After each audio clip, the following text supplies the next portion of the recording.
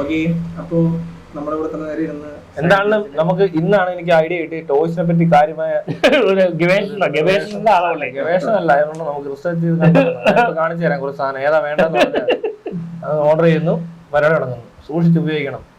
Toys ഉപയോഗിക്കുമ്പോൾ വളരെ വൃത്തിക്ക് സൂക്ഷിക്കണം, ഇല്ലെങ്കിൽ പണി കിട്ടും. ഈ എന്നെ മാത്രല്ലേ നിങ്ങൾ ക്ലാസ് എടുത്താൽ മനസ്സിലായല്ലേ? എനിക്ക് അധികം ടൈമില്ലല്ലോ, എപ്പോഴും നമ്മൾ കാണുന്നില്ലല്ലോ. ഇന്നത്തെ ക്ലാസ് കഴിഞ്ഞു, ക്ലാസിന്റെ അവേഴ്സ് കഴിഞ്ഞു, എനിക്ക് ബിസിയാണ്. ഞാൻ അടുത്ത ഷോട്ടിന് പോവാം. മനസ്സിലായില്ലേ? എനിക്ക് ടൈമില്ല. അവിടെ പെങ്കൊച്ച് വെയിറ്റ് ചെയ്യുന്നു. ഇത്രയും ചെയ്ത് മടുത്തില്ലേ? ആർക്ക്? നിങ്ങൾക്ക് അതങ്ങനെ മടുക്കുന്നത്? ഒരു കാര്യത്തിന് പലപ്പോഴും ചെയ്യുമ്പോൾ മടുക്കില്ലേ? ഒരു കാര്യമില്ല. എന്തൊക്കെയാ ഒരു കാര്യത്തിന് പലപ്പോഴും ചെയ്യുമ്പോൾ മടുക്കില്ലേ? അങ്ങനൊന്നും ഒരു കാര്യമല്ലല്ലോ. നമ്മൾ ഒരു കാര്യമല്ല ലീക്കായി പോയി, ടാങ്കെല്ലാം നിന്ന് പോയില്ലേ? ഇടോ അങ്ങനല്ലെന്ന്. ഒരു കാര്യമല്ല ചെയ്യുന്നേ, ഒരുപാട് കാര്യങ്ങളാ. മനസ്സിലായില്ലേ? പഠിക്കാൻ കിടക്കുന്നു ഇനിയും. നല്ല വിഷമുണ്ട്. ഒരു വിഷമവും ഇല്ല, ഞങ്ങളൊക്കെ മാറ്റിക്കൊണ്ടിരിക്കുക അല്ലേ? ഇനി മുതൽ ലവ് ഇല്ല, ലസ്റ്റ് മാത്രം.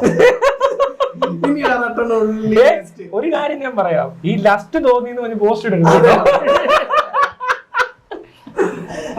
അതിടരുത്, അത് വേറെ, അത് വിഷയം വേറെ.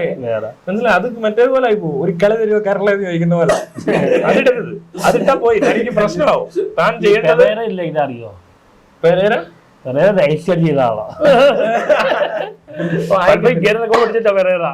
ഞാനൊന്നുമില്ല. ആ പാവാ.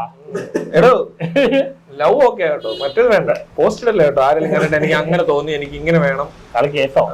അതെ പ്രശ്നം. എന്റെ ഒപ്പം പെരേരെ ശിക്ഷ എടുക്കണം. ഞാൻ അങ്ങനെ എടുക്കുകയല്ല ചെയ്യുന്നത്. എന്റെ അടുത്തേക്ക് ശിക്ഷ വരിക.